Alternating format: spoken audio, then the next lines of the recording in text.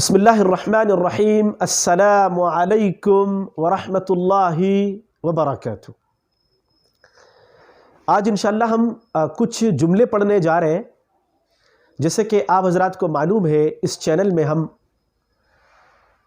عربی قواعد بھی پڑھتے ہیں اور اس طریقے سے عربی حوارات یعنی گفتگو بھی لاتے ہیں، اور اس طریقے سے ہم الفاظ یعنی ووکیبلری بھی پڑھتے ہیں، الفاظ کے ذخائر بھی۔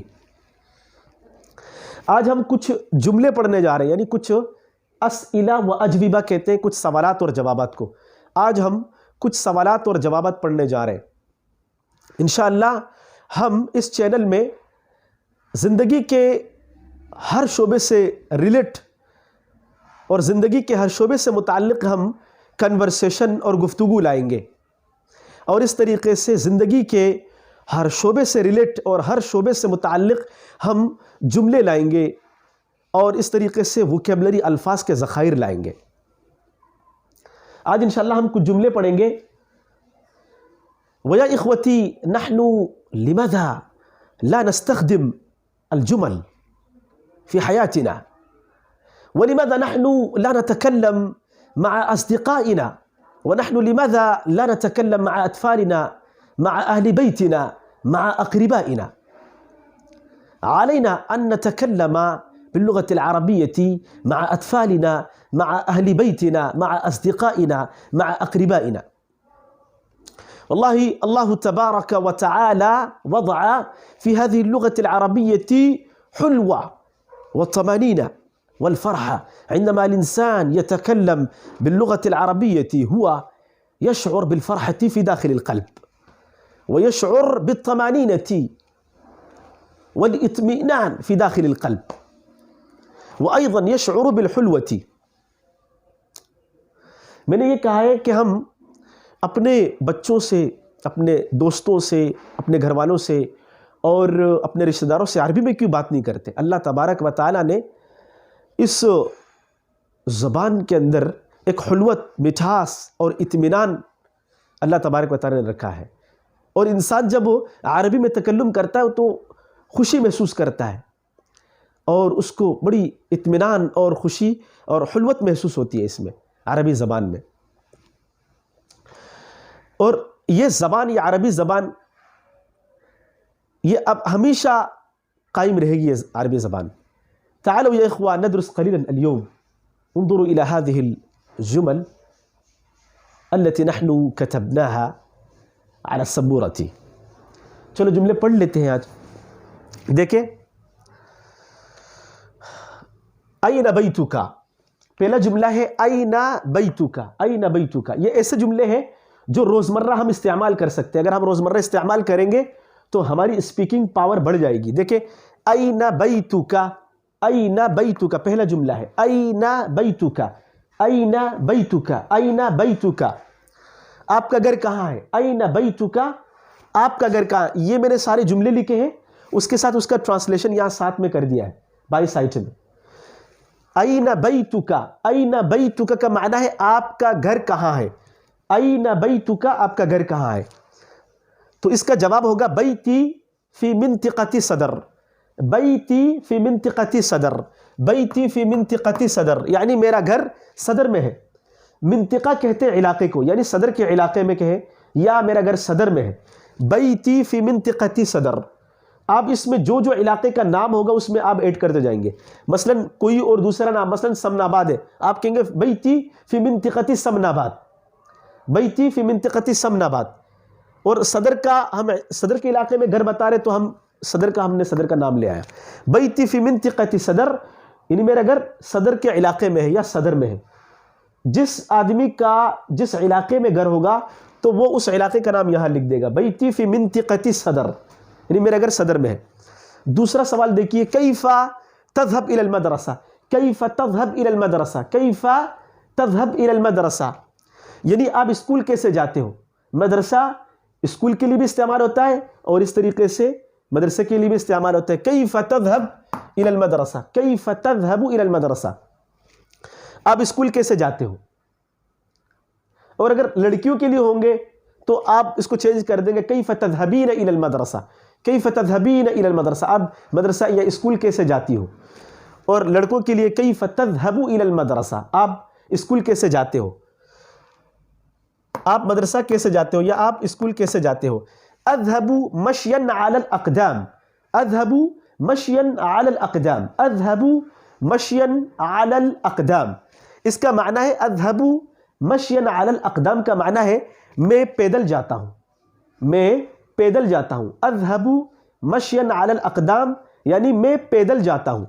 اس کا دوسرا جواب بھی ہو سکتا ہے اذهب بالحافلة الشعبية، اذهب بالحافلة الشعبية. اس کا معنی کیا ہے، میں پبلک ٹرانسپورٹ میں جاتا ہوں. اگر آپ پیدل جاتے ہیں تو آپ کہیں اذهب مشيا على الاقدام، میں پیدل جاتا ہوں. اور اگر آپ پبلک ٹرانسپورٹ میں اسکول جاتے ہیں تو آپ کہیں گے اذهب بالحافلة الشعبية، اذهب بالحافلة الشعبية، میں پبلک ٹرانسپورٹ میں جاتا ہوں. اب ضروری نہیں ہے کہ آپ ان سے پوچھیں کہ آپ کیسے اسکول جاتے ہو، آپ یہ بھی کہہ سکتے ہیں کیف تذهب الى الشریکہ، کیف تذهب الى الشریکہ. اس کا معنی ہے آپ کمپنی کیسے جاتے ہو. اگر لوگوں سے پوچھ رہے تو آپ پوچھیں گے کیف تذهب الى الشریکہ، مدرسے کی جگہ آپ شریکہ لگا دیں، یعنی آپ کمپنی کیسے جاتے ہو اگر کمپنی میں کام کرتے ہیں. یا اگر آپ آفس میں کام کرتے ہیں تو آپ پوچھیں گے کیف تذهب الى المکتب، کیف تذهب الى المکتب، آپ آفس کیسے جاتے ہو. اب دیکھیں اذهب بالحافلة الشعبیہ یعنی میں پبلک ٹرانسپورٹ میں جاتا ہوں، اذهب بالحافلة الشعبیہ میں پبلک ٹرانسپورٹ میں جاتا ہوں. آگے دیکھیں یہ بھی ایک اور جواب بھی بن سکتا ہے اذهب بسیارة شخصیة، اذهب بسیارة شخصیة، اذهب بسیارة شخصیة یعنی میں اپنی ذاتی گاڑی میں جاتا ہوں.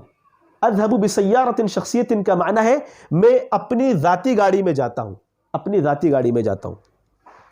آگے چلے، ایک اور سوال ہے، یہاں پہ کوشچن مارکس لگا دیں. مع من تذهب الى المدرسہ، مع من تذهب الى المدرسہ اس کا معنی ہے آپ اسکول کس کے ساتھ جاتے ہو. مع من تذهب الى المدرسہ اگر لڑکیوں کے لیے ہو تو مع من تذهبین الى المدرسہ، مع من تذهبین الى المدرسہ. اور اگر جینٹس سے پوچھے مع من تذهب الى المدرسہ، مع من تذهب الى المدرسہ، آپ اسکول کس کے ساتھ جاتے ہو یا آپ مدرسہ کس کے ساتھ جاتے ہو.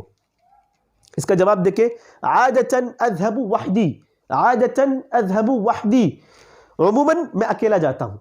عادةً اذهب وحدی، عموماً میں اکیلا جاتا ہوں، عموماً میں اکیلا جاتا ہوں.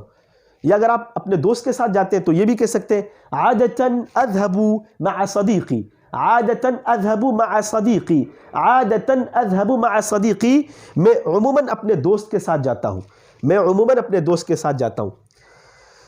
اب آگے آ جائیں، یہ بھی جواب ہو سکتا ہے اذهب مع الطلاب بسیارة المدرسہ، اذهب مع الطلاب بسیارة المدرسہ، اذهب مع الطلاب بسیارة المدرسہ. اس کا معنی ہے میں طلبہ کے ساتھ مدرسے کی گاڑی میں جاتا ہوں، میں طلبہ کے ساتھ مدرسے کی گاڑی میں جاتا ہوں، میں طلبہ کے ساتھ مدرسے کی گاڑی میں جاتا ہوں. اذهب مع الطلاب بسیارة المدرسہ.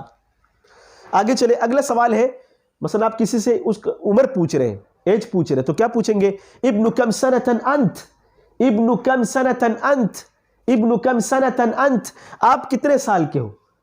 ابن کم سنة انت کا معنی آپ کتنے سال کے ہو، ابن کم سنة انت، آپ کتنے سال کے ہو.